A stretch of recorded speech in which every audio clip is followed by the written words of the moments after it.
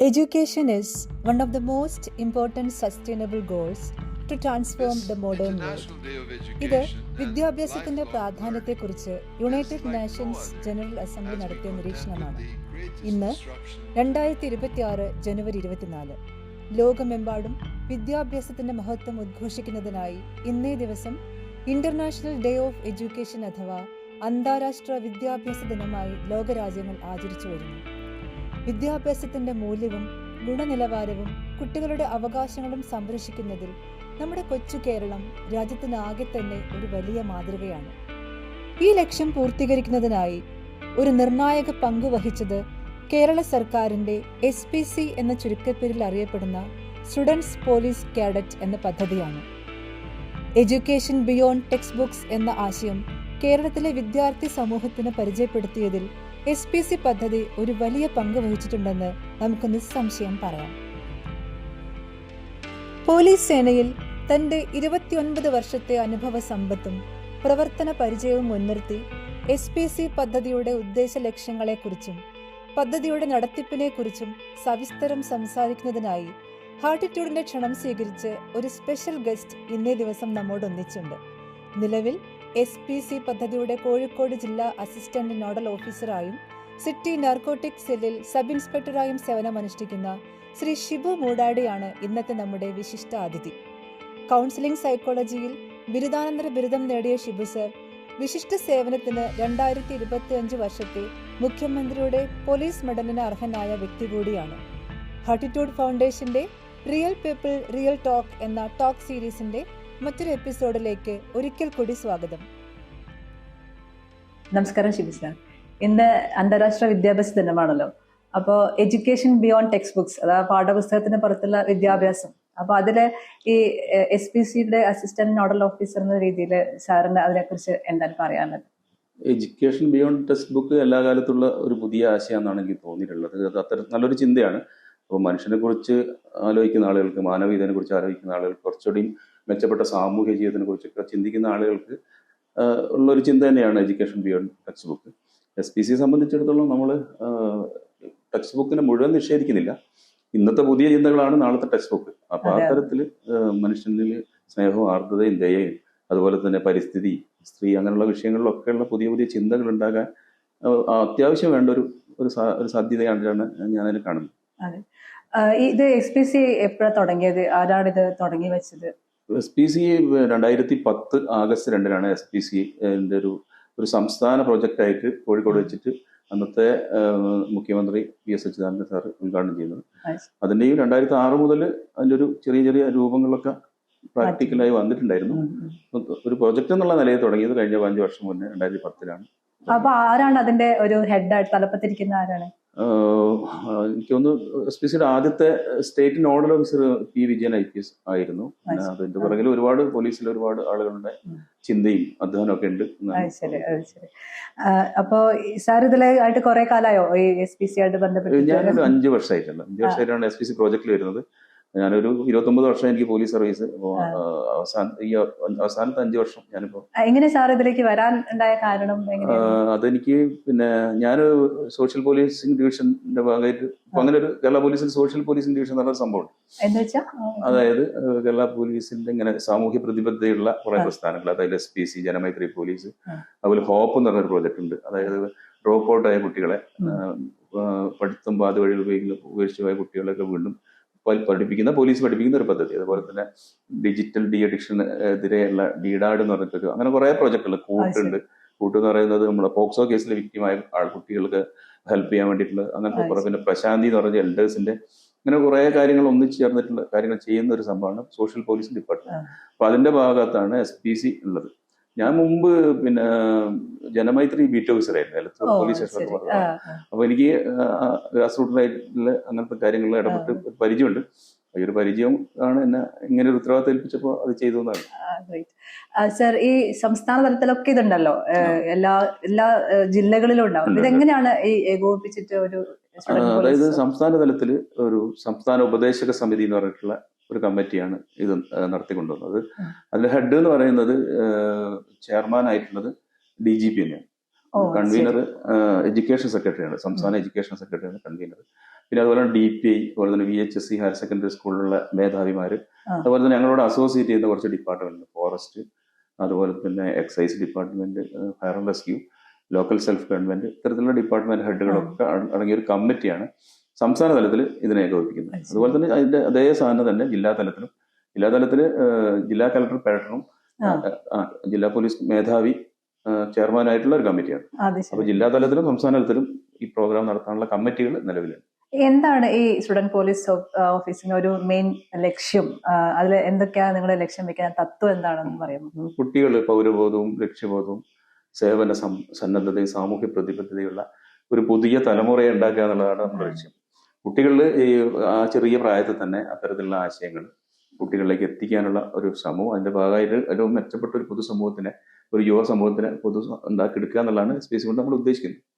അപ്പൊ അങ്ങനത്തെ കുട്ടികൾ അതിനായിട്ട് വരുമ്പോ ആ നേതൃത്വപാഠവും അതൊക്കെ അവർക്ക് ഉയർന്നു വരുന്നതായിട്ട് തോന്നിയിട്ടുണ്ടോ? തീർച്ചയായിട്ടും. SPCയുടെ ഒരു 2 വർഷത്തെ പരിശീലനം ഭയങ്കരമായിട്ട് ഈ കൗമാര പ്രായക്കാരായ കുട്ടികൾ മാറ്റം ഉണ്ടാക്കുന്നുണ്ട്. എനിക്ക് എന്റെ വ്യക്തിപരമായ 5 വർഷത്തെ അനുഭവത്തിൽ നിന്ന് മനസ്സിലാകുന്നുണ്ട്.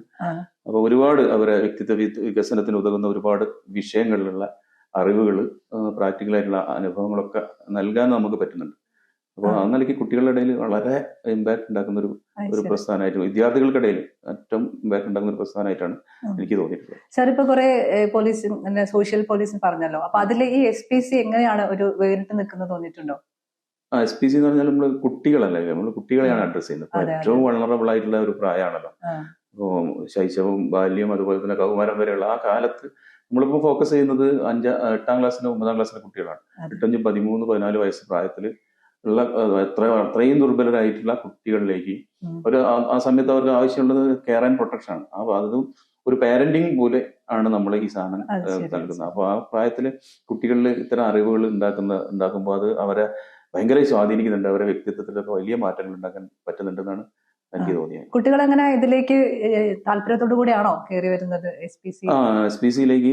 കുട്ടികൾ ഒരു യൂണിഫോമുടെ സംഭവമായിട്ട് പോലും കുട്ടികൾ ഭയങ്കര താല്പര്യമാണ്. ഇപ്പൊ കോഴിക്കോട് ജില്ലയിൽ 37 സ്കൂളുകളിൽ SPC പ്രോജക്ട് ഉണ്ട്. അപ്പോൾ ഞങ്ങളിപ്പോ അഭിമുഖീകരിക്കുന്ന ഒരു വലിയ പ്രശ്നം എന്താ വെച്ചാൽ ഒരുപാട് കുട്ടികൾക്ക് താല്പര്യമുണ്ട്, പക്ഷെ അവരൊന്നും നമുക്ക് ഇതിനകത്ത് ഉൾപ്പെടുത്താൻ പറ്റുന്നില്ല. ഒരു ബാച്ചിന് 44 കുട്ടികളെയാണ് നമുക്ക് ഒരു സ്കൂൾ സെലക്ട് ചെയ്യാൻ പറ്റുന്നത്. അപ്പൊ എങ്ങനെയാണ് സെലക്ഷന്? ഒരു റിട്ടേൺ ടെസ്റ്റ് ഉണ്ട്. പിന്നെ ശാരീരികക്ഷമത നമ്മൾ കുറച്ച് നോക്കുന്നുണ്ട്. ശാരീരികക്ഷമത വെച്ചാൽ കുറച്ച് അതിന്റെ ഹൈറ്റ് ഒന്നുമല്ല, അതൊക്കെ സ്വാഭാവികമായ കാര്യങ്ങളൊന്നും നിഷ്കർഷ ഒന്നുമില്ല. അങ്ങനത്തെ ചില ശാരീരിക ശേഷി അത്ര കുറച്ച് ഡ്രിൽസ് ഒക്കെ ചെയ്യുന്നുണ്ട്. അപ്പൊ അതിന് വേണ്ടിയിട്ടുള്ള അതൊക്കെ നമ്മൾ ശ്രദ്ധിക്കുന്നുണ്ട്. അപ്പൊ അങ്ങനെ റിട്ടേൺ ടെസ്റ്റിലും അതുപോലെ തന്നെ ഫിസിക്കൽ ടെസ്റ്റിലും അതുപോലെ തന്നെ മറ്റ് എന്തെങ്കിലും മേഖലകളിലൊക്കെ കുട്ടികളുടെ കഴിവൊക്കെ അതിനൊക്കെ ഗ്രേസ് മാർക്കൊക്കെ നൽകിയിട്ടാണ് റാങ്ക് ലിസ്റ്റ് തയ്യാറാക്കിയിട്ടാണ് ഇങ്ങനെ എടുക്കുന്നത്. അങ്ങനെ എന്തെങ്കിലും ഒരു പ്രത്യേക മാറ്റങ്ങൾ ഉണ്ടായ ഒരു ഇത്രയും അനുഭവത്തിൽ വെച്ചിട്ട് എന്തെങ്കിലും കുട്ടികൾക്കുണ്ടായ മാറ്റങ്ങൾ? എനിക്കിപ്പോ ഞാനിപ്പോ 5 വർഷമായിട്ട് തന്നെയുള്ളൂ ഞാനിപ്പോ. അപ്പോ ഞാൻ വരുമ്പോ ഉണ്ടായിരുന്ന +2 10ാം ക്ലാസ്സൊക്കെ പഠിച്ച ആളുകളൊക്കെ ഡിഗ്രി ഒക്കെ കഴിഞ്ഞ കുറെ കുട്ടികൾ, അവരൊക്കെ ഇപ്പൊ സ്വന്തം നിലയിൽ തന്നെ അപ്പോ പിന്നെ എന്താ പറയാ ഒരു കുറച്ച് പേര് ചേർന്നിട്ട് ഒരു പരസ്യ കമ്പനി ചെയ്യുന്നു. അവരതിൽ നല്ല കാര്യങ്ങൾ ചെയ്യും. പക്ഷെ അവര് ആ സമയത്ത് പോലും അവര് പിന്നെ സാമൂഹ്യ പ്രതിബദ്ധതയുള്ള കാര്യങ്ങളിൽ ഇടപെടുന്നു. അങ്ങനെ ഒരുപാട് നിലയിൽ എപ്പോഴും എവിടെ ഏത് തന്നെ ഡോക്ടേഴ്സ് ആയാലും എഞ്ചിനീയേഴ്സ് ആയാലും സമൂഹത്തിന്റെ വിവിധ തലങ്ങളിലൊക്കെ നന്നായി നല്ല രാഷ്ട്രീയ പ്രവർത്തനം നടത്തുന്ന കുട്ടികളൊക്കെ ഉണ്ട്. പക്ഷെ അവരൊക്കെ ഈ ഒരു SPC അവരുണ്ടാക്കിയ ഒരു മൂല്യബോധം കൈവിട്ടുന്നില്ല എന്നുള്ളത് ഒരു വലിയൊരു കാര്യമായിട്ടാണ് നമുക്ക് തോന്നുന്നത്. എങ്ങനത്തെ ട്രെയിനിങ് സെഷൻസ് ഒക്കെയാണ് ഇതിന്റെ കൊടുക്കുന്നത്? സാധാരണ പോലീസിൽ പോലെ തന്നെ ആണോ? അല്ല, പോലീസ് ട്രെയിനിങ് എന്ന് പറഞ്ഞാൽ നമുക്ക് ഒരു ബേസിക് അച്ചടക്കം വളരെ പ്രധാനമാണ്. ഡിസിപ്ലിൻ ഉണ്ടാക്കാൻ വേണ്ടി നമ്മൾ ഔട്ട്ഡോർ ട്രെയിനിങ് കൊടുക്കുന്നുണ്ട്. അതായത് ശാരീരികക്ഷമതയും പരേഡ്, കുട്ടികളുടെ ഒരു യൂണിഫോമിറ്റി ഉണ്ടാക്കുക, ശാരീരികക്ഷമത ഉണ്ടാക്കുക, ഒരു അച്ചടക്കം എന്ന് പറയുന്നത് വളരെ പ്രധാനപ്പെട്ട ഒരു കാര്യമായിട്ടാണ്. അപ്പൊ അങ്ങനെ ഒരു അച്ചടക്കം ഉണ്ടെങ്കിലേ അവരിലേക്ക് നമുക്കൊരു കണ്ടന്റ് എത്തിക്കാൻ പറ്റും. അപ്പൊ അതിന്റെ പേരിൽ നമ്മളൊരു ഔട്ട്ഡോർ ട്രെയിനിങ്, അത് PT പരേഡ് അതുപോലെ തന്നെ ഒക്കെയുള്ള കാര്യങ്ങളും, പിന്നെ അതിന് ജസ്റ്റ് പിന്നെയുള്ള നമുക്ക് ഇൻഡോർ ട്രെയിനിങ് ആണ്. ഇൻഡോർ ട്രെയിനിങ് ഞങ്ങൾക്കൊരു ഇൻഡോർ മാനുവൽ ഉണ്ട്, വളരെ വെൽ പ്രിപ്പയർഡ് ആയി തയ്യാറാക്കിയിട്ടുള്ള. ഇതൊന്ന് ഏഷ്യയിൽ തന്നെ ഒരു പഠന പരിശീലന പദ്ധതിയിൽ കുട്ടികൾക്കിടയിൽ ഉണ്ടായ ഏറ്റവും ഭംഗിയുള്ള ഒരു മൊഡ്യൂളാണ് ആ ഇൻഡോർ മാനുവൽ. അത് കുട്ടികളുടെ 7 മേഖലകളിൽ കുട്ടികളുടെ സമഗ്രമായ വികസനമാണ് നമ്മൾ ഉദ്ദേശിക്കുന്നത്. അതൊന്ന് ഫിസിക്കലാണ്, മറ്റൊന്ന് എത്തിക്കൽ, മറ്റൊന്ന് ഇമോഷണൽ, പിന്നെ സോഷ്യൽ, പിന്നെ എൻവയറൺമെന്റ്, എന്റർപ്രൈസസ്, തിങ്കിങ്. ഇങ്ങനെ 7 മേഖലകളിൽ ഉള്ള അവരുടെ ഒരു വ്യക്തിത്വ വികസനത്തിന് ആവശ്യമായിട്ടുള്ള കണ്ടന്റുകൾ അത് പ്രാക്ടിക്കൽ സെഷനായിട്ട് ആണ് തയ്യാറാക്കിയിട്ടുള്ളത്. അപ്പോൾ നമ്മുടെ CPOമാർ തന്നെയാണ് അത് കൊടുക്കുന്നത്. അതാണ് എത്തിക്സ് എന്നൊക്കെ പറയുന്നത്. ഇപ്പൊ മൂല്യബോധം എന്ന് പറഞ്ഞാൽ വളരെ പ്രധാനമാണ്. കുട്ടികൾ വേണം. ഫിസിക്കൽ ശാരീരക്ഷമത എന്തായാലും വേണം. ഇമോഷൻ എന്ന് പറയുന്നത് വളരെ പ്രധാനപ്പെട്ടത്. ഇമോഷണൽ കോപ്പ് ചെയ്യാൻ പറ്റാത്ത അവസ്ഥ നമ്മളെ കുട്ടികൾക്ക് ഒരുപാടുണ്ട്. ഒരു ചെറിയ വളർത്തു മീൻ മരിച്ചതിനെ കൊണ്ട് ആത്മഹത്യ ഒരു കുഞ്ഞുള്ള ഒരു നാടാണ് കേരളം. അപ്പൊ അത്തരത്തിൽ കുട്ടികളിലേക്ക് ഇത്തരം ഒരുപാട് സാധനങ്ങൾ ബാലൻസ് ചെയ്യാൻ അങ്ങനെയുള്ള പരിശീലനം അത് നമ്മളെല്ലാ കുട്ടികളും കൊടുക്കേണ്ട ഒരു കാര്യമാണ്.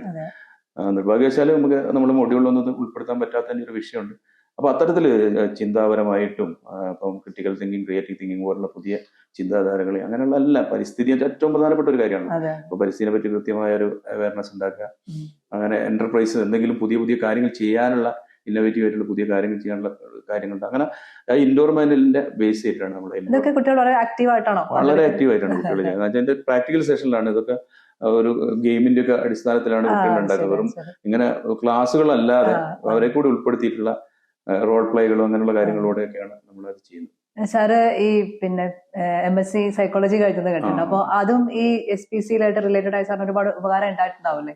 എനിക്ക് തോന്നുന്നു ഒരു പോലീസ് ഉദ്യോഗസ്ഥന് അത്യാവശ്യം ചെയ്യേണ്ട ഒരു കോഴ്സാണ്, പഠിക്കേണ്ട ഒരു കാര്യമാണെന്നാണ് എനിക്ക് തോന്നുന്നത്. കാരണം എന്താ വെച്ചാൽ നമ്മൾ ഇടപെടുന്നൊക്കെ മനുഷ്യരോടായിട്ടാണ്, വ്യത്യസ്ത രീതിയിൽ കുട്ടികളായിക്കോട്ടെ, സ്റ്റേഷനിൽ വരുന്ന മനുഷ്യരായിക്കോട്ടെ. അപ്പൊ നമ്മുടെ പെർസ്പെക്ഷൻ തന്നെ ഇത് പഠിച്ചപ്പോൾ നമുക്ക് ഒരു പ്രശ്നത്തോട് നമ്മൾ ആറ്റിറ്റ്യൂഡ് തന്നെ മാറും. കാരണം നമുക്കിപ്പോ വീടുകളിൽ നിന്ന് കിട്ടിയ സാധാരണ അറിവുകളും ട്രെയിനിങ് കിട്ടിയ ഒരു സാധനം മാത്രമാണ് നമ്മളൊരു ഏറ്റവും ഗ്രാസ് റൂട്ട് പോലീസ് സ്റ്റേഷനിൽ വർക്ക് ചെയ്യുമ്പോൾ കിട്ടുന്നത്. അത് വെച്ചിട്ടാണ് നമ്മൾ എല്ലാവരും ഡീൽ ചെയ്യുന്നത്. പക്ഷെ ഈ ഒരു മനഃശാസ്ത്ര പഠനം തന്നെ കൂടുതൽ എന്റെ വീക്ഷണത്തിനെയൊക്കെ മുഴുവൻ മാറ്റി കഴിഞ്ഞിട്ടുണ്ട്. തീർച്ചയായിട്ടും. അപ്പൊ അതിന് പോസിറ്റീവായിട്ട് ഉണ്ടായ കുട്ടികള് അങ്ങനെയൊക്കെ സംസാരിക്കാറുണ്ടോ? മനസ്സ് തുറന്ന് സംസാരിക്കാനൊക്കെ വരാറുണ്ടോ? കുട്ടികള് അങ്ങനെയാണ്. ഒരു അടുപ്പുള്ള ഒരാളോട് എല്ലാം പറയും. അപ്പൊ കുട്ടികളായി കാണുക എന്നുള്ളതാണ് ഏറ്റവും പ്രധാനം. കുട്ടിയും മോശമല്ല. ഇനിയിപ്പം എന്തെങ്കിലും പ്രയാസം പാരന്റിങ്ങിന്റെ പ്രശ്നം കൊണ്ടാണ് കുട്ടികൾ മോശമാകുന്നതെന്നാണ് നമ്മൾ കരുതുന്നത്. നമ്മൾ SPC ചെയ്യുന്നത്, അധ്യാപകർ ചെയ്യുന്നതൊക്കെ പാരന്റിങ് ആണ്. അപ്പോൾ നമുക്ക് കുട്ടികള് ഏത് കുട്ടിയെയും നന്നാക്കി എടുക്കാൻ പറ്റുന്നതാണ് എന്റെ ധാരണ. കാരണം എന്താ വെച്ചാൽ അവർ അധികകാലം ജീവിച്ചിട്ടില്ല. 15 വർഷമായിട്ടുള്ള ഒരു നെഗറ്റീവ് അവർക്ക് ഉണ്ടാവും. അത് ഉണ്ടായത് എങ്ങനെയാണെന്ന് മനസ്സിലാക്കിയാൽ നമുക്കത് മാറ്റിയെടുക്കാൻ പറ്റും. അപ്പൊ ഒരു 50 വയസ്സ് വരെ ജീവിച്ച എന്നെ മാറ്റാൻ പറ്റുന്നതിനേക്കാൾ എത്രയോ എളുപ്പമാണ് ഒരു കുഞ്ഞിന്റെ ഒരു പ്രശ്നം നമുക്ക് മാറ്റിയെടുക്കാം. എനിക്ക് അങ്ങനെയാണെന്ന് തോന്നിയിട്ടുണ്ട്. അപ്പൊ ഈ ആക്ടിവിറ്റീസ് ഒക്കെ ട്രെയിനിങ് കൊടുക്കുന്ന ഈ ഹോളിഡേയ്സിലാണോ കുട്ടികൾ ക്ലാസ്? ബുധനാഴ്ച SPC ആക്ടിവിറ്റി 2 ദിവസങ്ങൾ, ആഴ്ചയിൽ 2 ദിവസമാണ്. ബുധനാഴ്ച 1.5 മണിക്കൂറും ശനിയാഴ്ച 4.5 മണിക്കൂറും. അങ്ങനെ മൊത്തത്തിൽ 6 മണിക്കൂറാണ് SPCയിൽ നമ്മൾ പരിശീലനം നൽകുന്നത്. അപ്പൊ ഒന്ന് ശനിയാഴ്ചയാണ്, ഒന്ന് ബുധനാഴ്ചയാണ്. അപ്പൊ ഈ വെക്കേഷൻ ക്യാമ്പുകളോ അങ്ങനെയൊക്കെ ക്യാമ്പുകൾ നമ്മുടെ ഒരു കാര്യമാണ്, നമ്മളെ പ്രവർത്തനത്തിന്റെ വേറൊരു കാര്യമാണ്. അത് നമ്മള് ഓണം വെക്കേഷൻ ക്യാമ്പുണ്ട്, ക്രിസ്മസ് വെക്കേഷൻ ക്യാമ്പുണ്ട്, അതുപോലെ തന്നെ നമ്മുടെ സമ്മർ വെക്കേഷൻ ക്യാമ്പുകളുണ്ടാവും. അത് കഴിഞ്ഞ് നമ്മള് ജില്ലാ ക്യാമ്പുകളുണ്ടാവും. മൊത്തത്തിൽ ജില്ലയിലെ സ്കൂളുകൾ ഒന്നിച്ച് 100-600 കുട്ടികൾ പങ്കെടുപ്പിച്ചു. ക്യാമ്പുകളൊക്കെ കുട്ടികൾ ഭയങ്കരമായിട്ട് എൻജോയ് ചെയ്യുന്നു. സഹവാസ ക്യാമ്പുകളൊക്കെ കുട്ടികൾക്ക് ഭയങ്കര താല്പര്യം. ക്യാമ്പ് കഴിഞ്ഞ് പോകുമ്പോൾ അവർക്ക് ഭയങ്കര സങ്കടം. അതിന്റെ ഫീഡ്ബാക്ക് ഒക്കെ പറയുമ്പോൾ 2 ദിവസം കൂടി ക്യാമ്പ് നീട്ടിയിട്ടുണ്ടായിരുന്നു. പിന്നെ ഒരു പിയർ ഗ്രൂപ്പ് അല്ല, പുതിയ ആളുകളെ പരിചയപ്പെടുക. അത്തരത്തിൽ ഭയങ്കര ഭംഗിയുള്ള അനുഭവമായിട്ടാണ് ക്യാമ്പുകൾ. ഈ പ്രൈവറ്റ് ഇപ്പൊ ഗവൺമെന്റ് സ്കൂളുകളിൽ മാത്രമാണല്ലോ ഈ ഇന്ത്യൻ പോലീസ് കേഡറ്റ് ഉള്ളത്. എയ്ഡഡ് സ്കൂളുകളുണ്ട്. അല്ല, ഞങ്ങള് ഈ പ്രൈവറ്റ് സ്കൂളുകളൊക്കെ ഉണ്ടല്ലോ, അൺഎയ്ഡഡ് സ്കൂളുകളൊക്കെ. അപ്പൊ അവിടേക്ക് കൂടി ഇത് വരാനുള്ള വല്ല ചാൻസ് ഉണ്ടോ? ഇപ്പം കേരളത്തിൽ ആകെ 1048 സ്കൂളുകളാണ് SPC ഉള്ളത്. അപ്പൊ എനിക്ക് പറഞ്ഞ കോഴിക്കോട് സിറ്റി തന്നെ 10-30ഓളം പുതിയ അപേക്ഷകരുണ്ട്. അപ്പോ ഇപ്പം നമ്മുടെ പുതിയ state nodal officer Ajitha Begum madam എന്ന് പറയുന്നത് എല്ലാ സ്കൂളുകളിലും SPC പദ്ധതി വ്യാപിപ്പിക്കണം എന്ന് ആഗ്രഹമുള്ളവരാണ്. അപ്പോ ആ നിലയ്ക്ക് സമീപകാലം അങ്ങനെയൊക്കെ വരാം എന്ന് വിചാരിക്കാം. പിന്നെ പ്രൈവറ്റ് സ്കൂളുകൾ എന്ന് പറഞ്ഞാൽ നമുക്ക് ഒരു പ്രൈവറ്റ് സ്കൂളുകളുണ്ട് ഇവിടെ, മർക്കസിന്റെ ഇംഗ്ലീഷ് മീഡിയം സ്കൂളിൽ നമുക്ക് മുംബൈ ഉള്ളതാണ്. അപ്പോ അങ്ങനെ കേരളത്തിൽ കുറച്ച് സ്കൂളുകളുണ്ട്. അപ്പൊ അങ്ങനെയും ചെയ്യാവുന്ന, അതൊക്കെ ഭരണപരത്തിന്റെ തീരുമാനത്തിന്റെ ഭാഗമായിട്ടുള്ള കാര്യം. ഓരോ ഈ ഡേയ്സ് ഒക്കെ നമ്മൾ സെലിബ്രേറ്റ് ചെയ്യുന്നത് വിദ്യാഭ്യാസ ദിനമാണല്ലോ. അപ്പൊ അങ്ങനെ ഡേയ്സ് ഒക്കെ ഈ പോലീസ് തീർച്ചയായും എല്ലാ ദിനങ്ങളും ഞങ്ങൾക്ക് ഒരു SPC ആക്ടിവിറ്റി കലണ്ടർ ഉണ്ട്. ആ കലണ്ടറിൽ ഒരു മാസം ചെയ്യേണ്ട കാര്യങ്ങൾ മൊത്തം ഉണ്ട്. അപ്പൊ അതിൽ ദിനങ്ങളെ കുറിച്ചും ഏത് ഡേ ആണ്, പരിസ്ഥിതി ദിനവും എല്ലാ അതിനെക്കുറിച്ചും കൃത്യമായിട്ടുള്ള അറിയിപ്പുകൾ ഉണ്ടാവും. അപ്പൊ അത് ആദ്യമേ കലണ്ടർ കിട്ടുന്നതിനനുസരിച്ച് ഓരോ സ്കൂളുകളിലും വ്യത്യസ്ത പരിപാടികൾ ആസൂത്രണം ചെയ്ത് നടപ്പാക്കാറുണ്ട്. ഈ ഔട്ട്ഡോർ ആക്ടിവിറ്റീസും ഇൻഡോർ ആക്ടിവിറ്റീസും അല്ലാതെ അതിന്റെ ഭാഗമായിട്ട് എന്തെങ്കിലും വേറെ വല്ല ആക്ടിവിറ്റീസും ഉണ്ടോ? SPC ആക്ടിവിറ്റീസ് പറഞ്ഞാൽ അതിന്റെ കൂടെ ഫീൽഡ് വിസിറ്റ് എന്ന് പറഞ്ഞിട്ട് ഒരു കാര്യമുണ്ട്. കുട്ടികളെ സാമൂഹിക യാഥാർത്ഥ്യങ്ങൾ പരിചയപ്പെടുത്തുക എന്നുള്ള യാത്രകള്, അതുപോലെ തന്നെ നമ്മുടെ പിന്നെ സാമൂഹ്യ ഇടങ്ങളിൽ ആശുപത്രികള്, അതുപോലെ തന്നെ വൃദ്ധസദനങ്ങള്, പിന്നെ അങ്ങനത്തെ കാര്യങ്ങളൊക്കെ ഉണ്ടല്ലോ, പോലീസ് സ്റ്റേഷനുകൾ. പൊതുസമൂഹത്തിന്റെ പരിപ്രേക്ഷ്യം എന്നുള്ള നിലയിൽ കുട്ടികളെ അത്തരം കാര്യങ്ങളൊക്കെ അവിടെ പോയി പരിചയപ്പെടുന്ന ഒരു രീതിയുണ്ട്. പിന്നെ ഞങ്ങൾക്ക് കമ്മ്യൂണിറ്റി പ്രോജക്റ്റുകളുണ്ട്. അത് 9 കമ്മ്യൂണിറ്റി പ്രോജക്റ്റ് SPC പരിശീലനത്തിന്റെ ഭാഗമായിട്ടുണ്ട്. അതിൽ ഒന്നാമത് ശുഭയാത്ര എന്ന് പറയുന്ന ഒരു കമ്മ്യൂണിറ്റി പ്രോജക്ട്. അതായത് കുട്ടികൾക്ക് റോഡും വാഹനങ്ങളെ കുറിച്ചുള്ള അറിവ്. അപ്പൊ നമുക്കറിയാലോ, കേരളത്തിൽ ഏറ്റവും കൂടുതൽ മനുഷ്യർ മരിക്കുന്നത് ഒരു പ്രകൃതി ദുരന്തത്തിലോ കലാപത്തിലോ ഒന്നുമല്ല, റോഡുകളിലാണ്. അപ്പോൾ ആ നിലയിൽ ഡ്രൈവിങ്ങിനെ കുറിച്ചുള്ള പാഠങ്ങൾ കുട്ടികൾ പഠിക്കുന്നത് വളരെ പ്രധാനപ്പെട്ട ഒരു കാര്യമാണ്. അതാണ് ഞങ്ങൾ ശുഭയാത്ര എന്ന് പറഞ്ഞ കമ്മ്യൂണിറ്റി പ്രോജക്റ്റ് കൊണ്ട്. പിന്നെ മറ്റൊന്ന് മൈത്രി എന്ന് പറയുന്ന ഒരു കമ്മ്യൂണിറ്റി. ഇതൊക്കെ ഈ SPCക്ക് മാത്രമാണോ? SPC ട്രെയിനിങ്ങിന്റെ ഭാഗമായി നമ്മളെ കുട്ടികൾ കേഡറ്റുകളെ നമ്മുടെ പരിശീലനത്തിന്റെ ഭാഗമായി പഠിപ്പിക്കുന്നതാണ്. മൈത്രി എന്ന് പറയുന്നത് പരിസ്ഥിതി ബോധം കുട്ടികൾ ഉണ്ടാക്കുക, ജീവിതകാലത്ത് ഒരു മരമെങ്കിലും നടുക എന്നുള്ള ഒരു സന്ദേശമാണ് കുട്ടികളിലേക്ക് എത്തുന്നത്. അതുപോലെ തന്നെ റെസ്പോൺസിബിൾ വേസ്റ്റ് മാനേജ്മെന്റ് ഉണ്ട്. എങ്ങനെയാണ് അവനവൻ ഉണ്ടാക്കുന്ന മാലിന്യം സംസ്കരിക്കേണ്ടത് എന്നുള്ളതിനെ കുറിച്ചുള്ള പ്രാഥമിക പാഠം കുട്ടികൾ കൊടുക്കുകയാണ്. മറ്റൊന്ന് ലഹരിക്കെതിരെയുള്ള ഒരു കമ്മ്യൂണിറ്റി പ്രോജക്റ്റാണ് കേരള അഗെയിൻസ്റ്റ് ഡ്രഗ് ബാഡ്നെസ് എന്ന് പറയുന്ന ഒരു കമ്മ്യൂണിറ്റി പ്രോജക്റ്റ്. കുട്ടികളുടെ നല്ല ജീവിതത്തിന് നല്ല ലഹരി പരിചയപ്പെടുത്തുക എന്നാണ് നമ്മൾ അതുകൊണ്ട് ഉദ്ദേശിക്കുന്നത്. പിന്നെ അതുപോലെ തന്നെ വേറെ 2 കമ്മ്യൂണിറ്റി പ്രോജക്റ്റ്, ലീഗൽ ലിറ്ററസിയും ഡിജിറ്റൽ ലിറ്ററസിയും. അപ്പോൾ ഒരു നിയമപരമായ അറിവ് കുട്ടികളിൽ ഉണ്ടാക്കുക. അതായത് ഏറ്റവും കൂടുതൽ അതിക്രമത്തിന് ഇപ്പോഴും വിധേയരാകുന്നത് നിർഭാഗ്യവശാൽ കുട്ടികളാണ് സമൂഹത്തിൽ. അപ്പോൾ അവർക്ക് നിയമപരമായി അവരെങ്ങനെ പ്രൊട്ടക്റ്റഡ് ആണ് എന്നതിനെ കുറിച്ചുള്ള ഒരു ബോധ്യം അവരിലുണ്ടാക്കുക. മറ്റൊന്ന് ഡിജിറ്റൽ ലിറ്ററസിയാണ്. ഇപ്പൊ ഏറ്റവും സൈബർ ഇടത്തിലാണ് കുട്ടികൾ ഏറ്റവും ചൂഷണം ചെയ്യപ്പെടുന്ന ഒരു അവസ്ഥ.